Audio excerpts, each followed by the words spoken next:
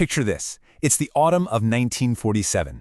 The entire Indian subcontinent is in turmoil, split into two brand new nations. And right in the middle of it all, a fire is catching in the princely state of Jammu and Kashmir. A conflict is brewing that's going to define the region for generations. And this is the story of a last stand that would change everything. So, that really is the heart of our story today. It sounds impossible, right? How can the actions of just a handful of soldiers completely alter the course of a war? We're going to dive deep into this and break down exactly how one small company's final, desperate fight became one of the most crucial moments in Kashmir's history. Okay, so to really get a feel for the battle itself, you first have to understand just how desperate the situation was. We're talking late October 1947, and the capital city, Srinagar, was literally about to fall. I mean, just look at how fast this all happened. It was staggering. On October 22nd, thousands of Pashtun tribesmen just poured across the border from Pakistan. They were moving with brutal speed, capturing town after town and leaving chaos in their wake. And within just a matter of days, they were knocking on the door of the capital. And this is the key point. Whoever controlled the Srinagar Airfield, well, they controlled the only way in or out of the entire Kashmir Valley. It was the only way India could possibly fly in troops and supplies. So if that airfield fell, the city was gone. And with it, all of Kashmir. The enemy was literally just a few miles away. The clock was ticking. I mean, really ticking. And what India did next was one of the most desperate 11th-hour operations you can imagine.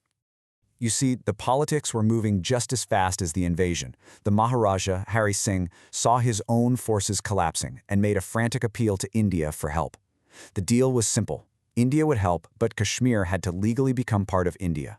So on October 26th, the papers were signed, and almost instantly, the order came down, get the Indian army to Srinagar right now. So the very first soldiers to land on that incredibly vulnerable airfield were from the Kumaon Regiment. Think about this. They were flown into a place they'd never been, with very little intel, limited supplies, and a mission that was daunting, to say the least.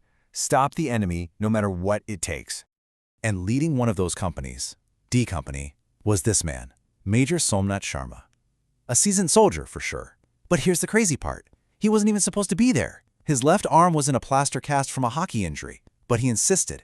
He had to lead his men into battle. For him, it was simple. Duty always came first. And this is where it all comes to a head. A small, what was supposed to be a routine patrol, turned into a legendary battle for survival. So, it's November 3rd. Major Sharma and his company are sent out to patrol the village of Badgam. The goal was pretty straightforward. Act as a screen, keep an eye out for any enemy movement, and make sure the airfield was safe from any surprise attacks. They set up their positions, not really expecting anything major to happen. And then, all hell broke loose. A massive force of tribal fighters, we're talking over 500 of them, suddenly appeared and attacked D Company from three sides. Sharma's small company was caught in a deadly crossfire, outnumbered almost 7-1, and massively outgunned. As things got more and more desperate, Major Sharma got on the radio to headquarters, and his final message, well, it's become immortal. He calmly explained the situation, that they were just yards away and being overwhelmed, but he made one thing crystal clear. I shall not withdraw an inch. They would fight to the very end. Just moments after sending that message, a mortar shell landed right in his position, and he was killed. But his unbelievable courage had lit a fire in his men.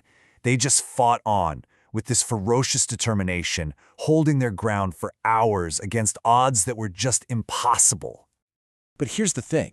The sacrifice of D Company at Badgam wasn't for nothing. Not at all. It had a huge strategic impact that completely changed the course of the war. It all comes down to this trade-off. The cost was immense. The lives of a brave commander and so many of his soldiers. But what they bought with that sacrifice was priceless. Time. By holding up that massive enemy force for hours, they totally wrecked the raiders' plan to just storm the airfield that day. And the result? It was monumental. Those precious hours gave other Indian troops the time they needed to get to the fight, to reinforce the defenses around the airfield, and to push back the attackers. The entire momentum of the invasion was broken right there. That last stand had bought just enough time to save Srinagar. And that brings us to this number, the number 1. It represents a historic first for the brand new Indian Army. For his incredible courage and his leadership against all odds, Major Somnath Sharma was posthumously awarded the Param Vir Chakra, India's highest medal for gallantry. And get this, he was the very first person to ever receive it. He literally set the standard for heroism for a new nation's army. And so we end up right back where we started, with a question. The Battle of Badgam, was it a loss?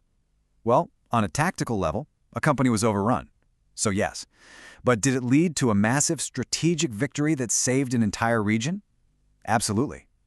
It really makes you wonder, doesn't it? What truly defines a victory? Is it just about who's left standing at the end, or is it about the courage, the sacrifice, and the lasting legacy of a final stand?